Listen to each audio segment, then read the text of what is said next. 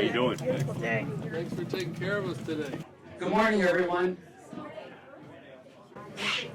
So happy you're here. I'm Tom Laganati, and on behalf of the Captiva Island Historical Society, say a big welcome. I know we feel we feel grateful for what we have today instead of last week, but we also feel very grateful for our friends here at Captiva Cruises and Tarpon Lodge, because those folks had to do some juggling themselves to make this happen for us today. I'm always thankful for you folks to come out and support us. That is very, very important to us, and I hope it is to you as well. I have to thank our hardworking events committee, which is led by Mary Jane Vincent. Mary Jane isn't with us today, but we do have Ginny Reese, Ginny wave, okay.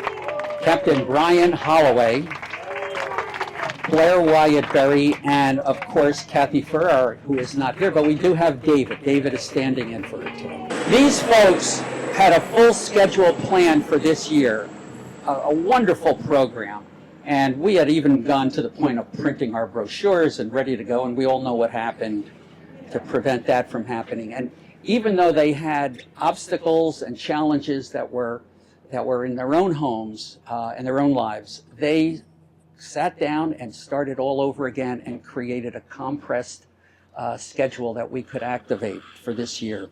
And lastly, we have to always thank our friends at the Sanibel Captiva Island Trust Company, who support us. And again, this year they supported us because we didn't have a full schedule. They still stood up and provided us with a very generous contribution as our sponsor. Now, you know, even though it is our mission to share Captiva history, we felt it very important this year to bring the community together and to create a sense of normalcy. And we feel that our programs sometimes have the capability to do that. That's why it's so good to see everyone here together from both islands and the mainland as well. And I hope you will join us for our next program, because all our programs from this point on are free admission. And the next one is going to be an event that folks really like. It's our version of a drive-in movie. And that'll be here in the parking lot at McCarthy's Marina. Come by cart, bring your bike, sit in a chair, but it'll all be outdoors. And we have two wonderful documentaries from PBS WGCU. One is on Boca Grande, and the other one is on the mysteries of Pine Island. So that's kind of the remnant of old Florida. So we're happy about that.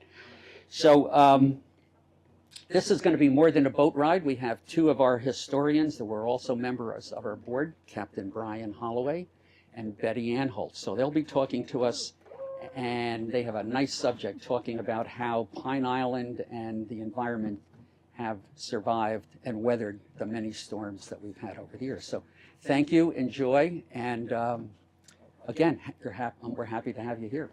All right, well, again, welcome aboard. My name is Brian, and everybody knows Betty.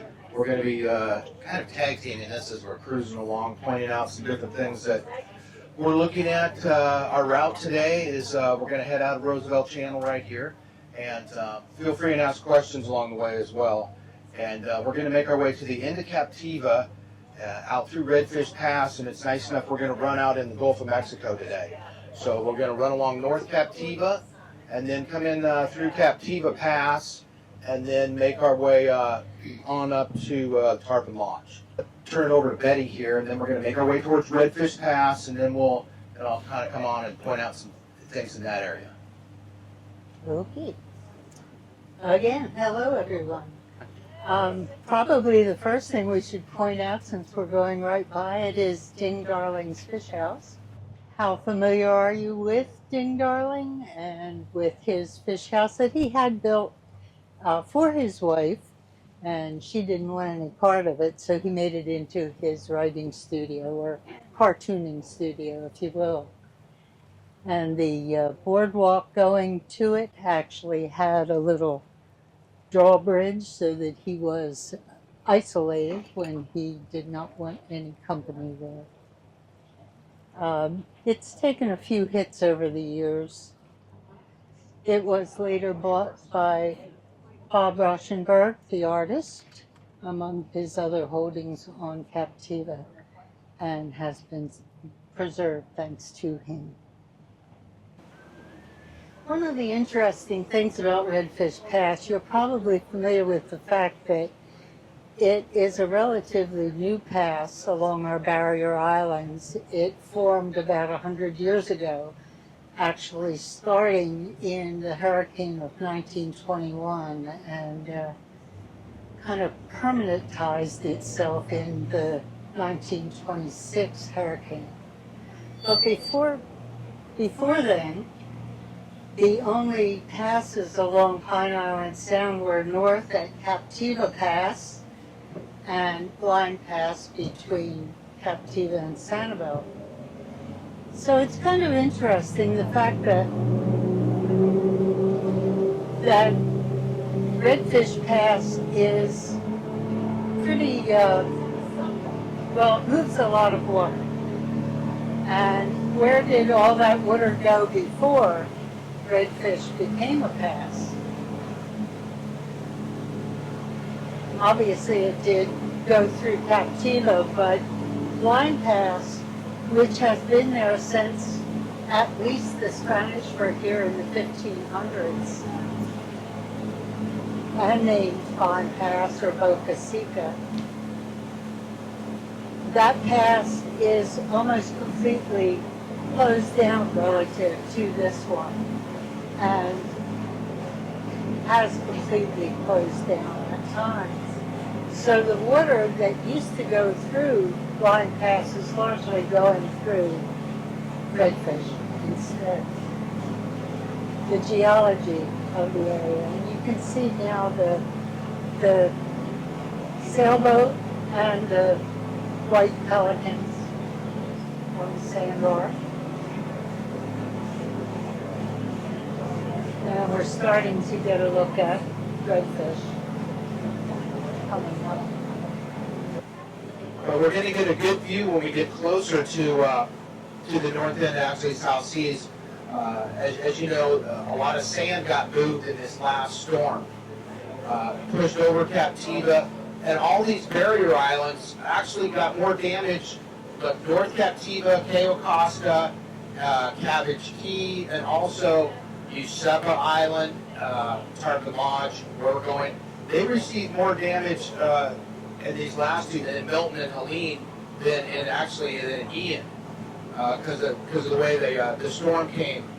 You know, Ian, everything was out of the southeast. I'm sure everybody's familiar with all this, but the storm came from out of the southeast. But Milton, that came straight from the west, so it pushed a lot of sand that on these out islands, more so than some of the other prior hurricanes.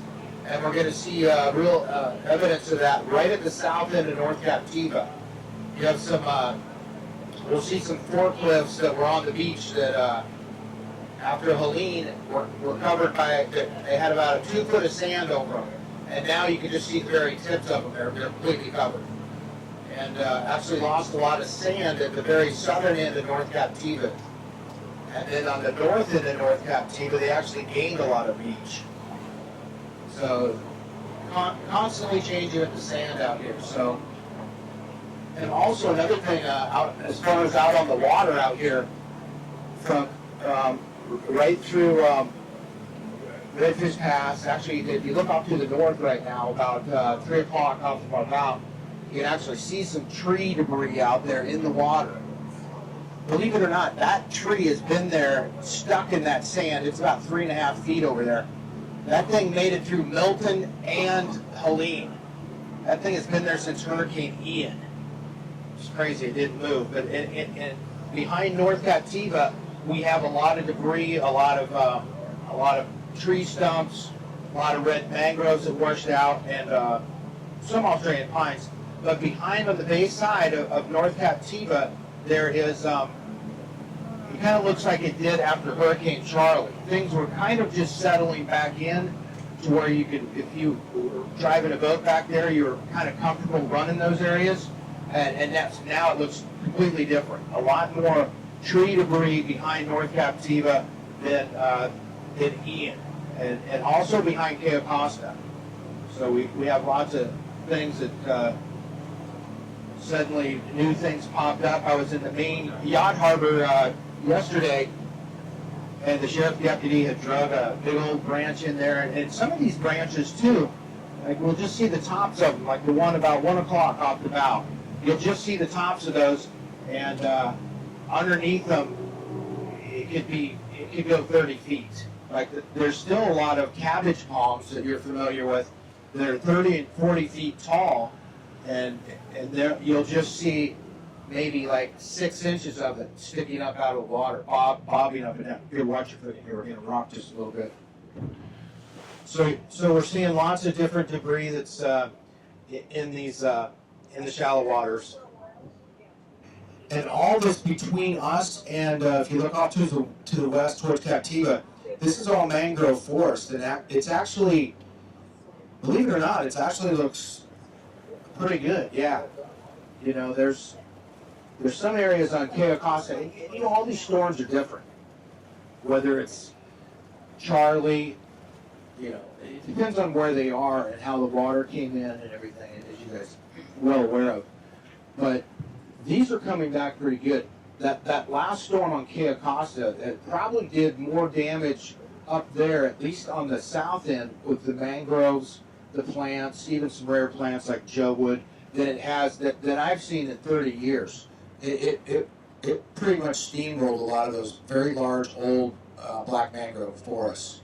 So we'll see some of that. We'll see some here on North Cap too. You can get a good look at the sand right here on underneath all the old coconut palms there that are close to 100 years old. And then as you go right, you can see in the marina, you can see some taller sand piles. So a lot of sand in that storm. And again, we're heading to Redfish Pass here, which at least 105 years ago did not exist. There was actually a homestead there, the Mickle family. It was called the Narrows, so obviously it was a vulnerable spot, but the 1921 storm, which was called the Tampa Bay storm, took it out. Over the 5 years after that, there was fishing in the pass, and there were several runs of redfish, which is why it got its name. Belton Johnson, who was a fisherman, fishing guide, he was a guide to Ding Darling, and lived on Captiva as well as Sanibel over the years. He actually grew up on Sanibel at his father's farm down at the corner of Tarpon Bay and Periwinkle Way, and later lived on Sanibel along the Gulf front, on Captiva along the Gulf front there. In the 1944 storm, his home was hit by a waterspout turned tornado that destroyed the house and hurt both him, his wife, and also Hattie Gore, who was staying with him during the storm. They didn't even hear the tornado / waterspout coming, he said, because he had the radio on. But afterwards, he could see the path it had taken across Buck Key. He rebuilt his house there on the Gulf, and in later years it was moved up by Chapel by the Sea, where you may know of it today. That's where the deputy sheriff stays, by the Captiva Cemetery. So we're asking about the sand here at the southern end of North Captiva, and you can see, if you look, they got a big new debris pile, but that was that forklift, the orange thing right there. That's just the forks of the forklift. And in front of those forks is you can see a little black speck. That is the very top of a little bobcat skid steer. And that after Helene, they were up to the tires, the sand, and then the sand just steamrolled them. And there's two other ones up by this yellow house up the beach that are covered in not as much sand. But they lost a lot of sand right here. These T-groins were put in by Johnson Engineering back in the 90s. And they worked great through Charlie and mostly all these storms. But the sand, like, see this white boat that's going in there? The sand was right there. The sand was almost all the way out to these T-groins before that storm. So a lot of this sand went over the island here, and this point up here in front of the boat got a little bit longer. But they lost as much sand as I've seen this southern end of North Captiva. This is the least amount of sand I've seen here in 30 years. So they've lost quite a few. And then farther up, they actually gained beach on the north end. And you know, we've had all this wind lately. We're going to pick up a little speed here, just watch your footing. You can see off at about 11 o'clock, we got a little sandbar over there. That just emerged in the last 3 days. And these little areas, you know, it comes and goes. This is really shallow from just off of our port side here all the way to that sandbar. Sometimes you'll have a new island out here. It'll be out here for 6 months.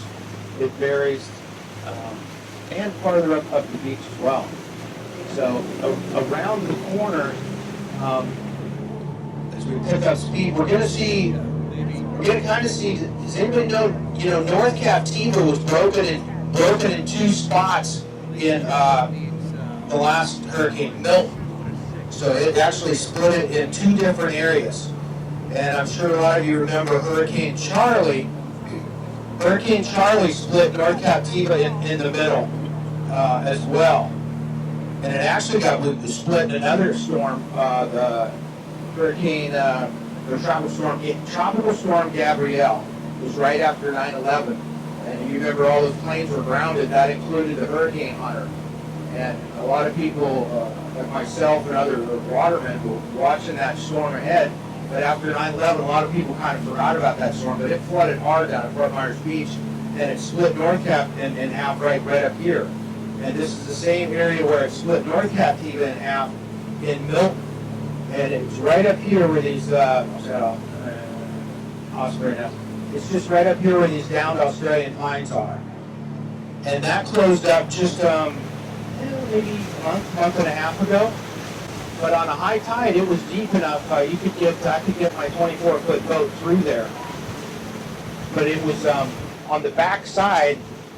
All that sand got pushed to the backside of North Captiva, and it created, you could probably kind of see some of it. So you couldn't get through there because the sand is so thick. You could go back a little ways. But yeah, here it is, coming up to it right now. See this kind of open space? You see this tree that kind of is all by itself, points to the north. All that was open water. It was a small pass. It wasn't as big, but you could probably fit two boats side by side through there when that opened up. And you can kind of see how it's filled back in. You see the little edge of it over there. But that next pass is up here by this Australian pine, just up the beach a little. And it opened it up there too, and that was open, and it closed probably about a month and a half ago. But that was the very north end of where Charlie Pass started. Charlie Pass was open for a couple years, and about, see where this dead Australian pine is, about 1 o'clock? That was the southern end of Charlie Pass. And the north end of it was up by this Australian pine by itself. So it was a big pass, and Charlie Pass naturally closed up from north to south. Right where this tree is where it finally ended up closing up here. That's because of the littoral drift. You have the littoral drift that goes from north to south on these barrier islands. And that's just how all these passes have closed up. Because on the back side of these islands, it is very shallow. So the front side, where we're at right now, is 13 feet deep. So you have a lot of deep water very close to the shore. You don't have a lot of buffer. There's not a lot of sandbars right in this area on North Captiva. So you've got 13 feet. Right now we're about 8 feet, and then it goes to 7, and then 5, and then it's the waves are pounding on the beach. Here we are. I'm just going to point out the pass was right in here. Besides being SCCF land, that was the pass right there. You can see the water on the other side. That one was pretty shallow. You couldn't get a boat through there. But look how high it is now, all the sand that's got pushed up there. So you never know. We get a cold front and that could open up and be open up for 8 months, 9 months, a year. That's a really good view of that pass. North Captiva we're going by is 700 acres. It's 4.5 miles long, and out of that 700 acres, 500 is state park, and that's what we're looking at right here. And you can see these beaches did pretty well. A little bit farther up, they've actually got more beach. A lot of this beach is from where the houses are to the south is all new since those hurricanes. Some of that you couldn't even walk on. It was just all deadfall trees, and there's a lot of new beach. They also got a lot of sand up here, just like Captiva got. I can't remember how many I think it's at 100,000 tons of sand they estimated up here on North Captiva. And we'll see a little bit as we go around this little sand spit. Who knows up here? These guys just like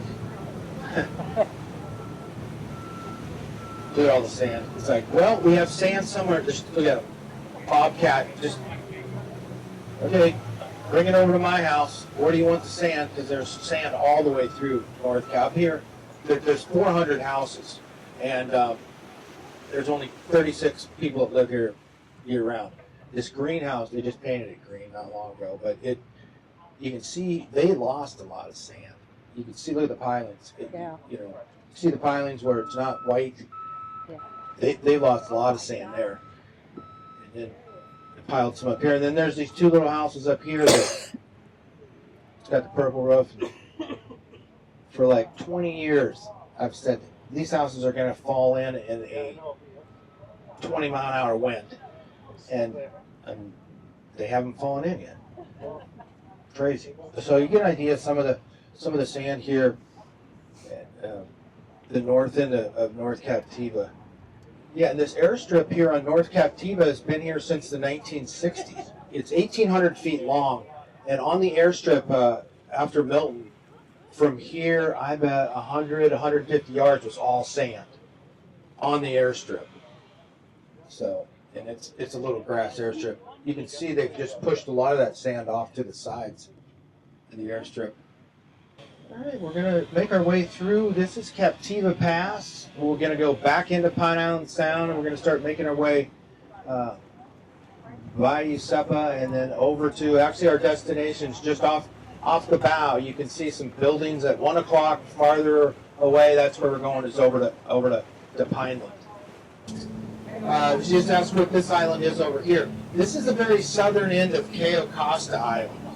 And Cayo Costa is one of the biggest barrier islands on the west coast of Florida that's undeveloped. It's 95% state park. There's a little peninsula down here that has a handful of houses. And there's one of Captiva Cruises boats right over there. They actually do shelling trips up there. That's what they're doing today, shelling trip up to Cayo Costa. So that's always a good trip.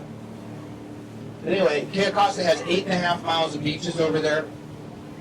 On the north end of the island is,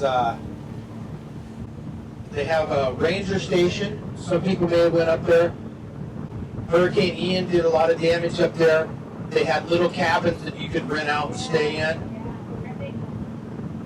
Yes, unfortunately the cabins are gone, and I don't think they're coming back, according to the head ranger up there, which is a real bummer, actually. Cabbage Key just off to the left.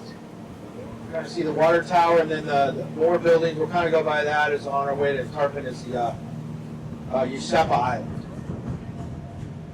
So, Cayo Costa, Cabbage Key, Usepa. So we'll just have everybody remain seated as Captain Keith brings it up to the dock. Once we get secure, we'll make our way up to the Tarpon Lodge. Here's the message from Rob. He says, wow, what a run of storms we have had over the last few years. I sure hope, like many of you, this isn't the new norm. He says, here's some interesting facts. Pine Island is 16 miles long north to south. During Ian, the south end, St. James City, had 9 to 11 feet of storm surge, while the north end, Bokeelia, close to where we're at now, only had 1 to 3 feet. What a difference 16 miles can make in one of these big flood events. Rob says, I moved to Cabbage Key in 1976 when I was 3 years old. The highest two tides I can remember occurred within 2 weeks of each other last hurricane season with the arrival of Helene and Milton. Wow. Most people find that hard to believe, but it shouldn't come as a surprise if you think about the rotation of these storms and the fact that both Helene and Milton made landfall north of us and pushed all the water our way. It's hard to believe, but I wonder if we were lucky that Ian made landfall right over Cayo Costa as opposed to slightly north of us. We feel like we are getting good at doing these hurricane repairs, which isn't necessarily a good thing. In fact, we both have an extensive hurricane prep list for both properties, Cabbage Key and Tarpon Lodge, but didn't get it out for Milton because we had everything so memorized from preparing for Helene 2 weeks prior. While we didn't have the wind damage that looks so bad in pictures and on TV, we did have a lot of flood damage on both properties during the past 2 storms. The restaurant and other original buildings dating back to the 1930s at Cabbage Key were built on Calusinian shell mounds, which in hindsight was such an ingenious use of the material left over from the consumption of the shellfish. Most of the other buildings along the waterfront built in the 1950s, over here, through the 1970s, sustained flooding on the lower floors. The entire Tarpon Lodge property was flooded in Helene and then again in Milton 2 weeks later. We have worked hard together to get these buildings and grounds back to the condition they were in prior to the storms and hope that we even made some improvements along the way. Thank you for being with us today. Support from our local customers has always made it possible to work through these disasters, and we hope to be open to guests just like yourselves for future generations. Rob.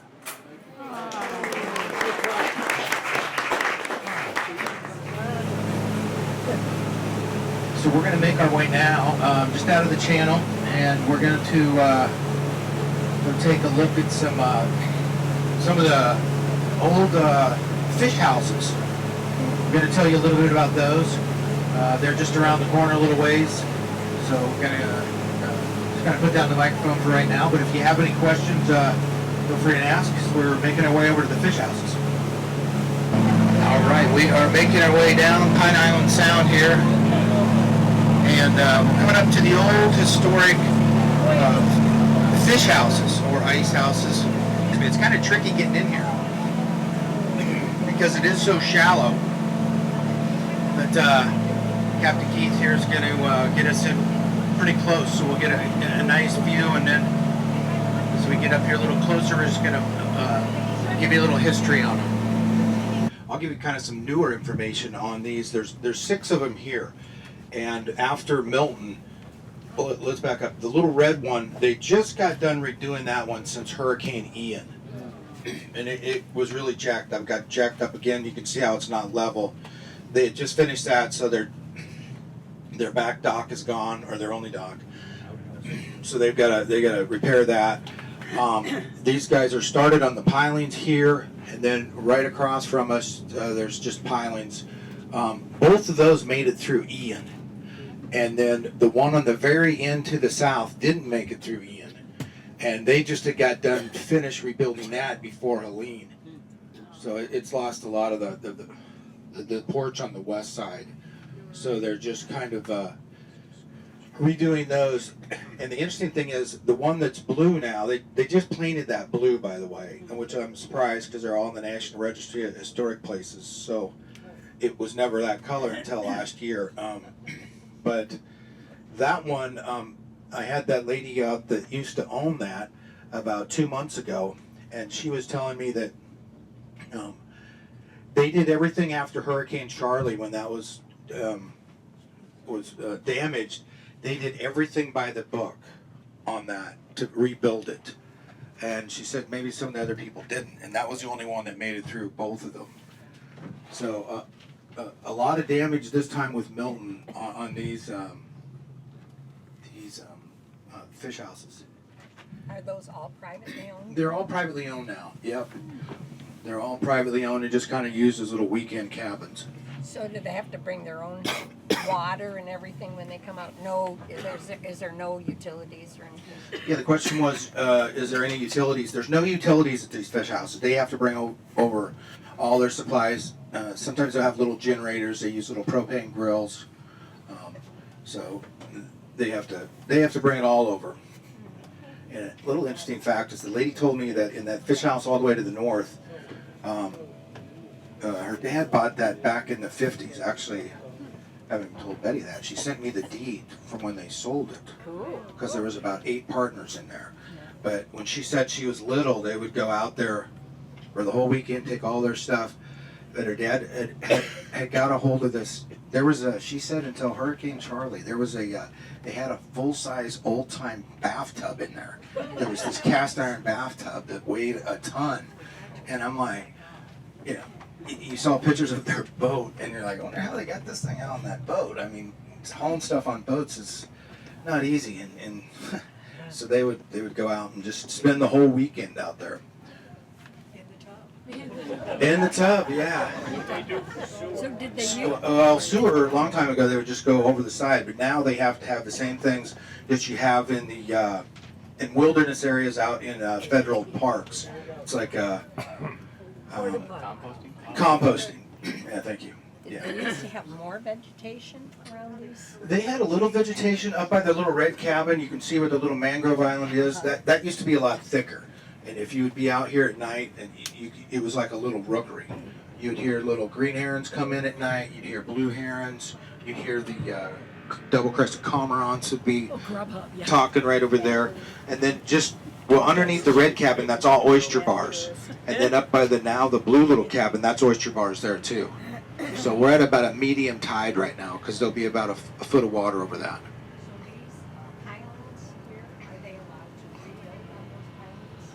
Yeah, the question was about these pilings. They're able to put the pilings back in the original footprint, so they can put with a new structure. Yeah, because they just took these new pilings they're putting in. Last week that looked like the other one to the north. All those pilings, so they're just putting them back right where the other ones were, because all the pilings survived, but the buildings did. All right, now we're going to head over by Cape Acosta for another little surprise, and then we're going to head back to Captiva. So we'll tell you more about the surprise when we get closer. And batteries, and that got blown back here onto this flat. So that's in that area. And it actually blew through the island up here, Cape Acosta. Right here, this was all thick, heavy mangrove forest off to the left. And it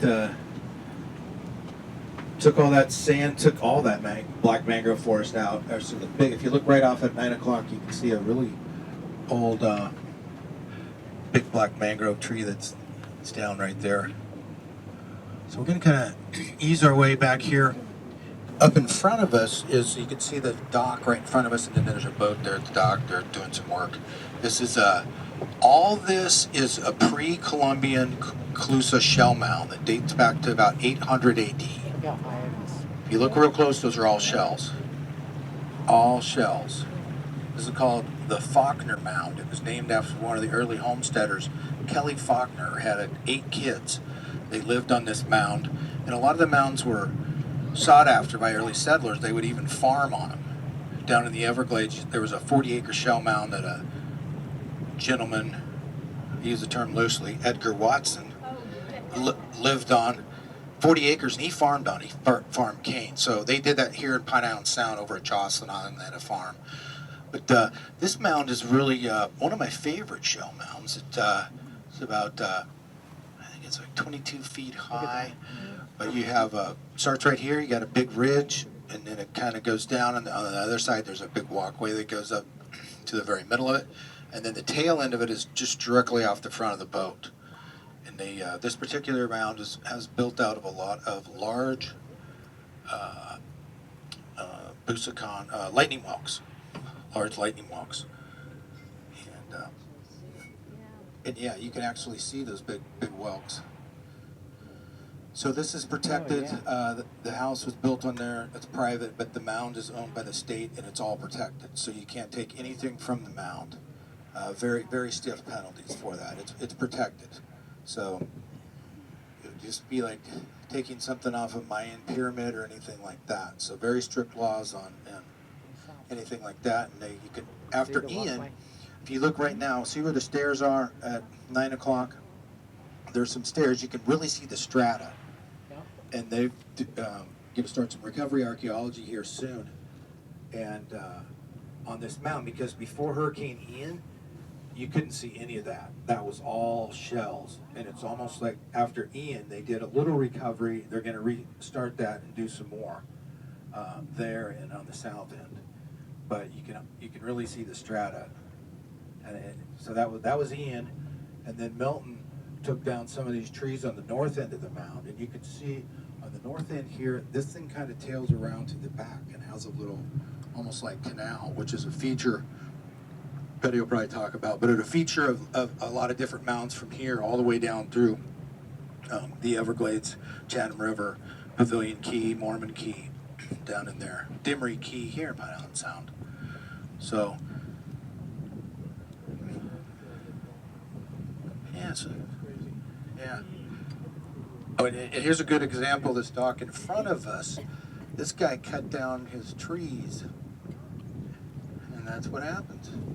Someone was asking about that. Pushed right over. Yeah, and his shed's over there, so. All right.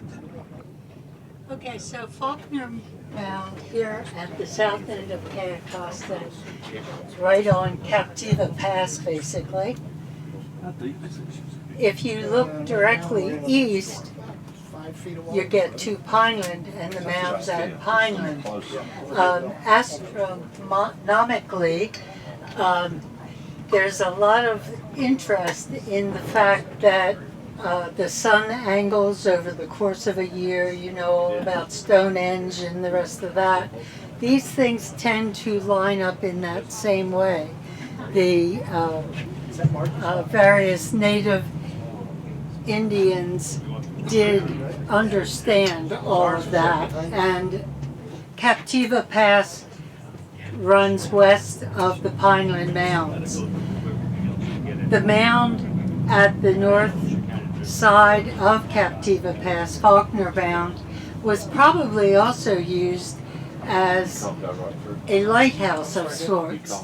Smoke signals built on the top of a mound signaled to the next set of mounds further north or further south. So you had a variety of reasons for these mounds, but of course one of the major ones was the higher you sat, the more royal you tended to be. And that was definitely the case with the Calusa. They were a hierarchical society. Pineland was at one time actually called Toempa or Tanpa, and the name got moved 100 miles north to Tampa. We had the original Tampa here. In fact, you had lunch at Tampa. We fly here. We're just going to make our way in the channel here of the north end of North Captiva. We came up on the Gulf side, and we are going back on the Sound side, so we're getting a little bit different perspective of the whole island. And again, up here, there's 400 houses on the north end of North Captiva. There's only 36 full-time residents up here. And that the power cable that comes from Captiva that gave them power in the early 1980s comes right along that little tip of the island and goes in right at the airstrip, right back there. So that was in the early 80s. An interesting little side note is all the Cheeky huts survived. Cheeky Huts at Jensen's, unscathed. Cheeky Hut at South Seas, survived. The big Cheeky Hut up here at North Captiva, survived all the hurricanes. Well, look, this little structure here is another fish house, and this was built in 1921. This is over 100 years old. And this was another commercial fish house, kind of iconic, and now it's just privately owned and used as a little weekend cabin. One of my favorite fish houses out here. Yeah. Made it through quite a few storms. Even the cistern, look at. Yeah, got a little, that cistern's all made out of redwood. And as we go around the point here, we're going to get a good look at Safety Harbor. And we're just going to poke our head in there, and Betty's going to give you some very good information on a very cool structure. So, one of the things I do at the Santiva Library is deal with our history archives, and I get calls from people out of the blue all the time. One of the things that I dealt with a few months ago was a lady calling from North Cap here, and she wanted to know about the origins of the restaurant that's over there. And with what information she had and information that we could find, and a variety of sources, we finally figured out that what had been Barnacle Phil's at one time was brought here on a barge from Punta Rassa. On the waterfront. Okay. On the waterfront. Yeah. Okay. Okay, it's over there. Anyway, it was brought here in the 1960s by Judge Lamar Rose, who was a rather charismatic judge at the time. Owned a lot of property on North Cap, Anholt, and so forth. But he brought the building over here. It was essentially a shed on a dock, and I had a picture that I found of it in 1908 being operated as a school at Punta Rassa. In 1914, it was evidently a shed, no longer a school, but behind it was the steamship, the Gladys, on the dock at Punta Rassa, at the Punta Rassa Hotel. I think that was called the Tarpon Hotel at that time. It changed its name several times. That would have been shortly before that building burned to the ground. But in the early 1960s, the judge moved that building over here, and it has become a restaurant. I speculate that it was being moved simply because the causeway was being built at that same time. And, obviously things were changing at Punta Rassa. But the building, as you see it there, is at least 120 years old, probably significantly more.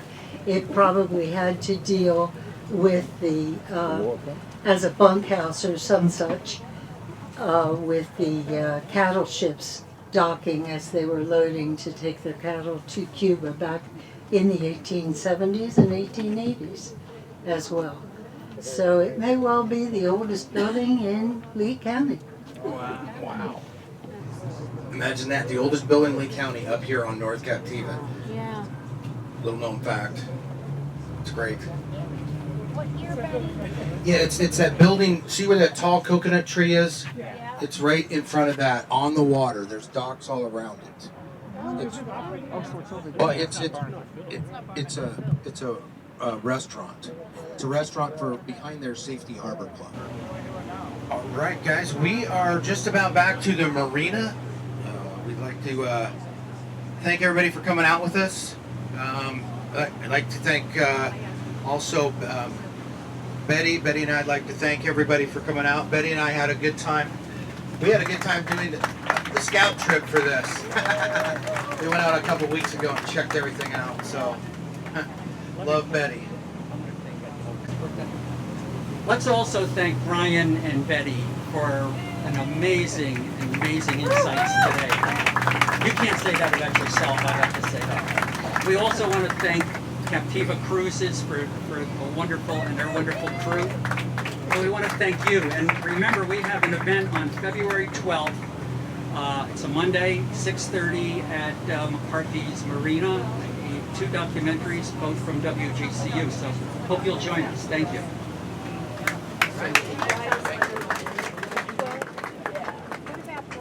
Our hands are working as a fucking today. Yep. All right. It was awesome. Awesome. Good. Great information. Oh, I got you. Thank you as well. Thank you for your generosity. It was great.